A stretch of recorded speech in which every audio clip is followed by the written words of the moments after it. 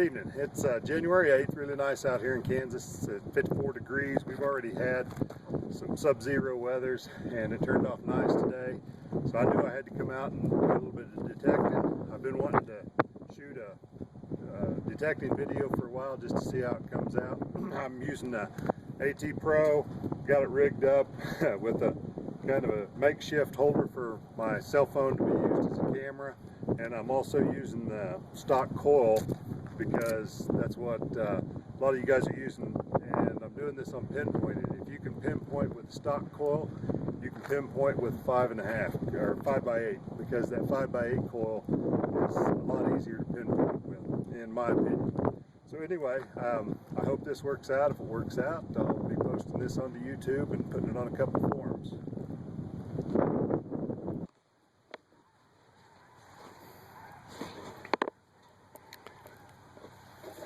Okay, I've got my first target here, and I hope that you can see my screen. I'm running Pro Zero. I have no discrimination, however, I may use some discrimination as I'm identifying targets, but got this at a 75, and that screams zinc penny all day long. Solid 75, it's not very deep. Okay, so what we're going to do to pinpoint that is we're going to find out where it's at and come off to the side just a little bit and push our pinpoint button. And then go over it and watch this indicator. When this indicator is as far to the right as it'll go, and sometimes if it's a deep signal, it won't go clear to the right. That's about it right there. So that is as far, or the center of the AT coil.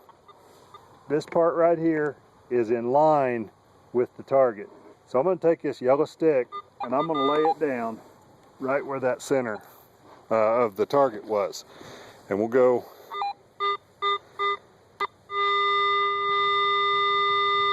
that's where it says it's at. It's right there along that line.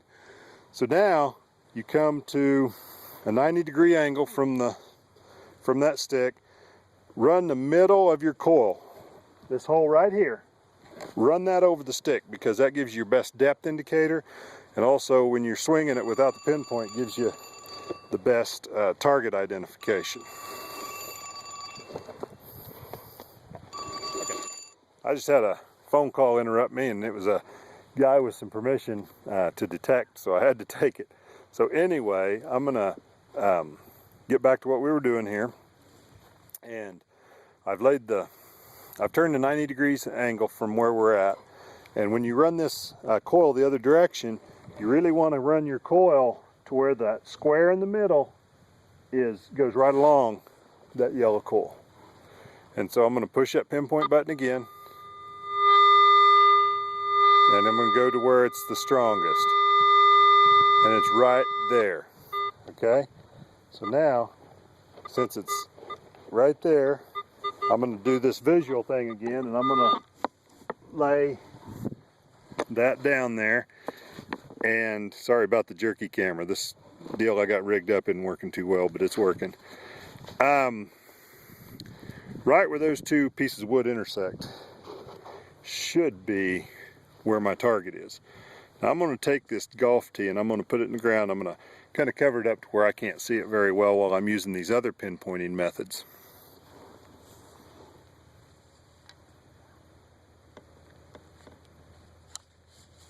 Okay, so that golf tee is right where the target marked with that pinpointing method. And that was using a cross technique, a 90-degree cross technique, using the pinpoint button. The next one I'm going to use a pinpoint button also, and with that you do the same thing. Find your target. Let me try and get this camera where you really trying to make sure we can see the coil and the display, the VDI display.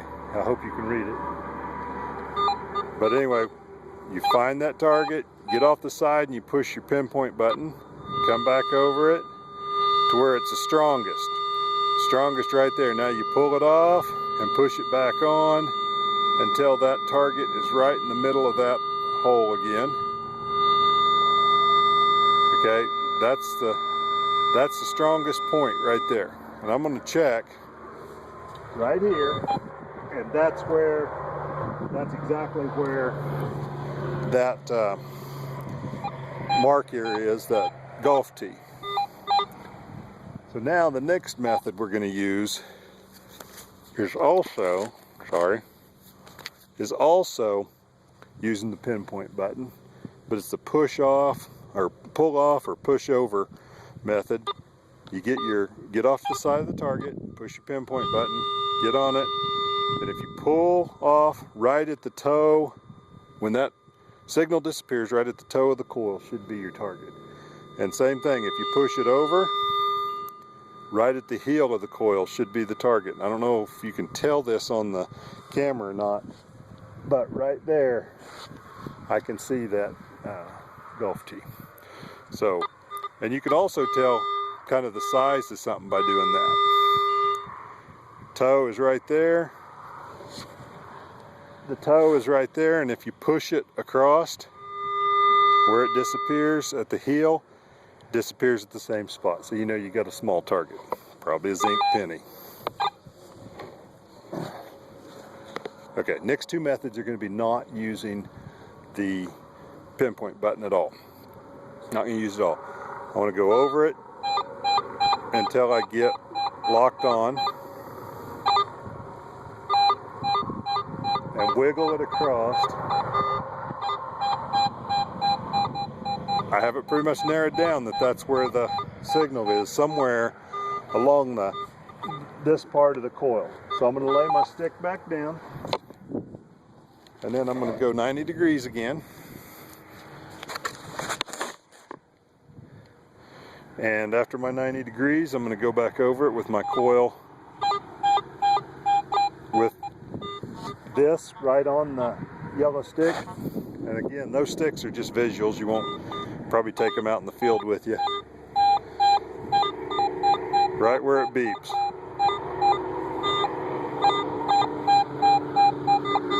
Okay, so right here. Now, I want to look and see if that's where that dadgum golf tee is. So I'm going to pick them up, and the golf tee, well, yeah, golf tee's right there, right where that X was. So those four ways we've done this so far, it's always pinpointed at the same spot. Now the last method I'm going to use is the wiggle off, which is what I use most of the time. So you come across your coil, you tighten up you bring your coil across the target, and you tighten up your pattern, and then pull off, pull backwards. And I don't know if you can tell what I'm doing there, so I'm going to lay this back down again just to show as a visual how my coil is. And when that signal disappears,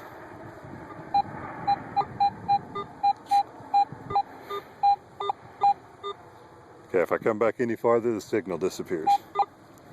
Now, I can do the same thing by pushing it forward and go off the heel. Alright, so now, another trick that I've learned to use a little bit when I was first learning how to pinpoint, I was detecting and I found a poker chip. Okay, so I picked that poker chip up. It was just in a park, and it was laying underneath a picnic table and stuff. But there's a lot of geese flying over. I don't know if you guys can hear them on this or not, but anyway, so now I'll put that poker chip, when I was first learning, I put that poker chip where it was, so that while I put my detector down and everything, I can see, keep my eye on exactly where that is. And I can even run my coil back over it to make sure that's the right spot. Okay, so now I'm going to try and dig this and see if I did a good job or not. Okay, I had to switch to my phone camera because that camera I was using, the the battery gone dead and it wouldn't take any more video, but low battery and wouldn't take video. But you can see right here is the bicycle poker chip that I put on the ground to mark my target. And theoretically, if I had a probe, I should be able to go right down in the middle of that and dig that target out, or reach that target. And that's not necessarily true, because there's a lot of things that can go into play into a factor when you're pinpointing, or what's causing it to pinpoint, where if it's a crumbled up piece of trash, if it's a coin on edge, if it's like a broken ring. I found one of them that was kind of hard to pinpoint. It's giving off erratic signals. If it's something that leaches out into the soil that's iron, that causes the pinpoint to be off a little bit sometimes. So when you cut, make sure you cut big enough to cover that, because there's nothing worse than finding a silver quarter and having a big gouge in it because you didn't cut a big enough plug. All right, this was reading at 4 inches, 4 to 5 inches on the AT Pro, and I'm going to dig down here. I got that T right here, and if that T was longer, it should have hit it. But you notice my target's here, so I'm gonna, my handle slipped off of my leash, but so I'm gonna have to glue it on. But I'm waiting, so I'm gonna buy some. I bought a rare earth magnet that's the same diameter as that handle, and I'm gonna put it underneath the handle. Sorry about the camera getting off. And put it underneath the handle of this leash to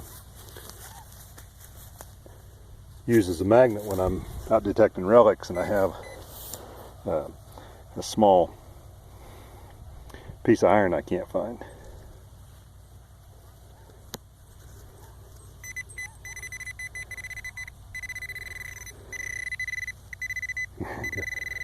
Got a dog coming up here, and I happen to know the dog, but so I know I'm okay. But that target should be right there.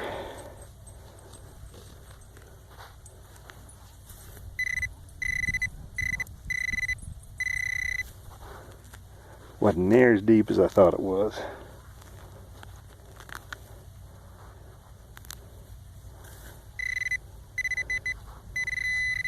There it is. And I called it zinc penny. But it was right where I'd located it, right where I'd pinpointed it. Okay.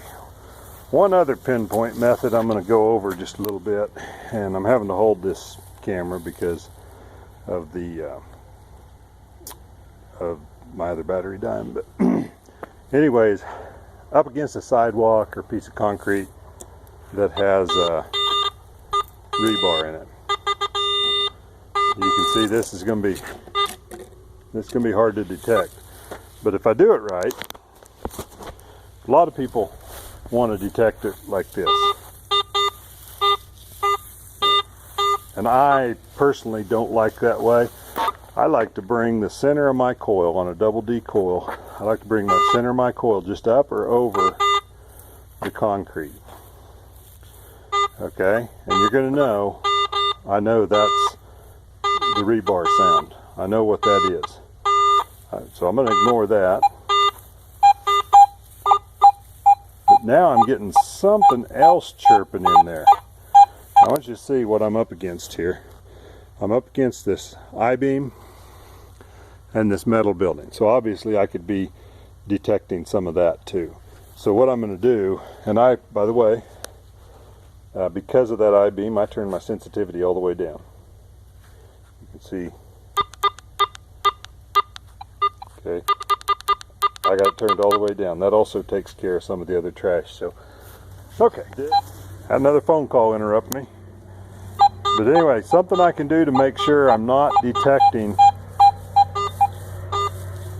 that I-beam. I get on that signal.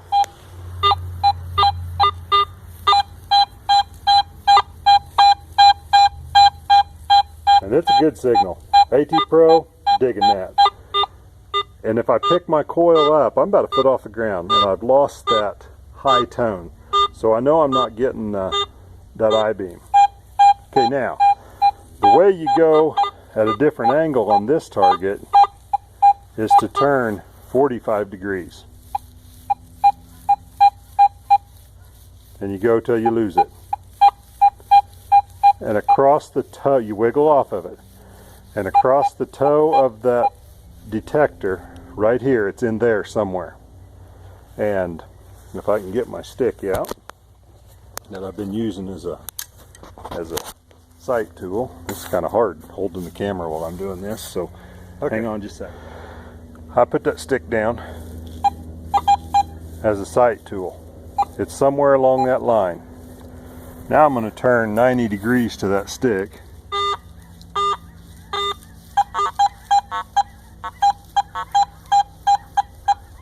And I'm pulling off of it right there. So I'm going to try and dig that point right there at where those sticks would cross. Man, I'm sorry about the camera shaking. So right at the toe of my detector is where I'm going to dig at.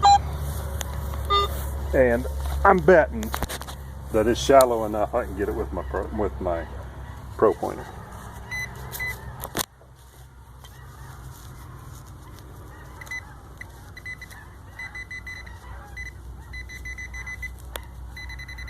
Right there. Now where it's at, I usually have a little probe with me for these, but I know where it's at. I'm just gonna pop that right out of there. Didn't quite get it.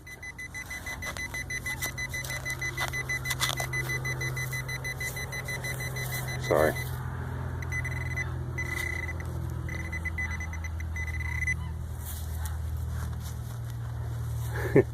That ground's frozen. Alright, somebody pulled up, see what I was doing, had to talk to me. I come out here because this is usually a peaceful place. Nobody's out here, but a friend of mine out running a hunting dog. And that's deeper than I thought it was going to be. So I'm not sure. But it's a quarter like I thought it was.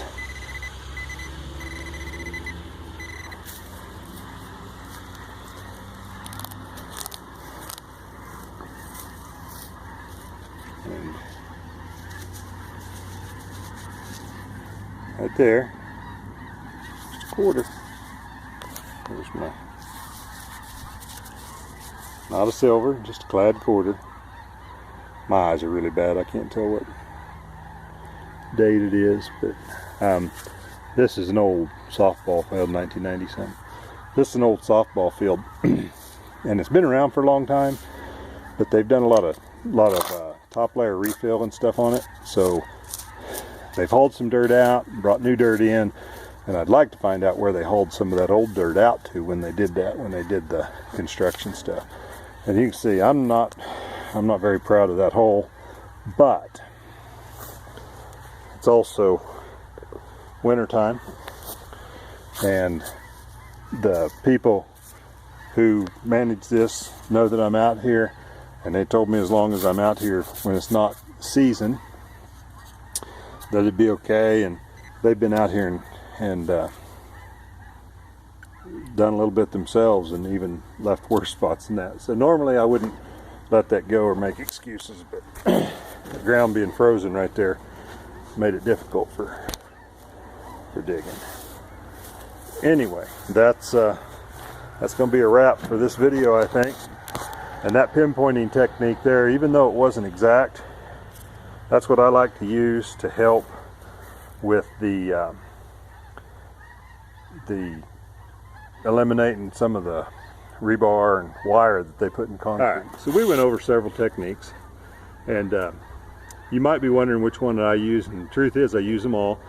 But most of the time, especially with that 5x8 coil, I use the wiggle off, where you pull that coil back, not using the pinpoint button, just using the detector and wiggling it off till it gets to the point. A lot of times what I'll do when I'm water detecting for pinpointing, I'll use that wiggle off method, and then I'll get it at the toe of the scoop. I'll get my target, or at the toe of the coil, using the 5x8, and I will put my scoop right at the back of the coil.